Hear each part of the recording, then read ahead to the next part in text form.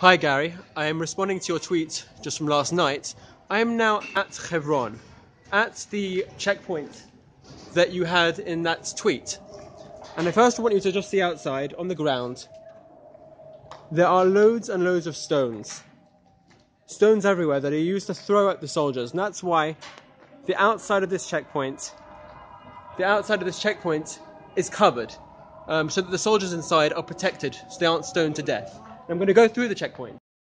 Okay, so Gary, I've come through the checkpoints. As you can see here, there are layers. There's a layer over there, there's a layer over here, and it protects the soldiers inside and the Israeli citizens from being stoned and from having Molotov cocktails thrown at them. Now this over here is what you call the cage, and it's actually something very different. As it says here, the passage from the other side, this is a passageway for soldiers, and it's to protect them as they go into the checkpoint.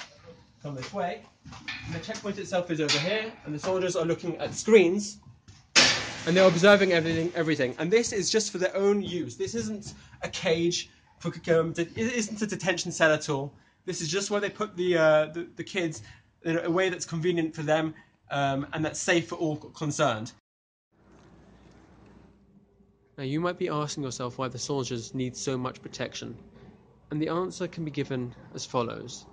This is Hebron, one of the most complicated places in the world.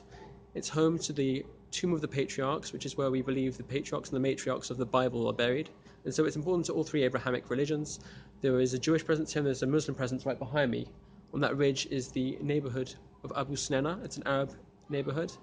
Many Muslims live there. And over here is the Jewish neighborhood of Avraham Avinu, named after Abraham. Now over here is a memorial, because in 2001, a Jewish baby called Shalhevet Pas was being pushed here by her parents when a Palestinian sniper opened fire from Abu Snena on the ridge opposite.